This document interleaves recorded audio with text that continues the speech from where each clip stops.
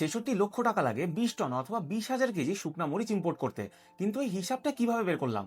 যদি এই বিল অফ এন্ট্রিটা একটু দেখেন, এখানে টোটাল কোয়ান্টিটি দেখাচ্ছে ২০ টন অথবা ২০,০০০ কেজি এবং টোটাল দাম দেখাচ্ছে $৪৬,৫০০। এটাকে যদি আমরা টাকায় কনভার্ট করি তাহলে আসে ৳৫৭ লক্ষ। এখন শুকনা মরিচের এইচএস কোড হচ্ছে 09042190 এবং ট্যাক্স হচ্ছে 15%। এই ট্যাক্সটা এখন কিসের উপরে বসবে? Assessment value. অ্যাসেসমেন্ট ভ্যালু কি এবং কিভাবে ক্যালকুলেট করতে হয় এটা আমার অনেকগুলো পুরাতন কন্টেন্টে বলা আছে, একটু দেখে আসবেন। শুকনা মরিচের ক্ষেত্রে অ্যাসেসমেন্ট ভ্যালু হচ্ছে $2.32 অথবা $286। এই $286 15% হচ্ছে আপনার ট্যাক্স, যেটা আপনার সরকারকে জমা দিতে হবে। শুকনা মরিচের ক্ষেত্রে টোটাল ট্যাক্স হচ্ছে $8,73,000।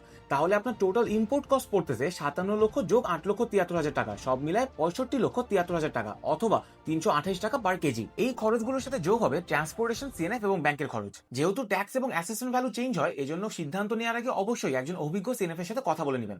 তাহলে কালকে আরেকটা আইডিয়া শেয়ার করবো, এই জন্য এই রুল সেভ করে ফলো করতে কিন্তু ভুলবেন না।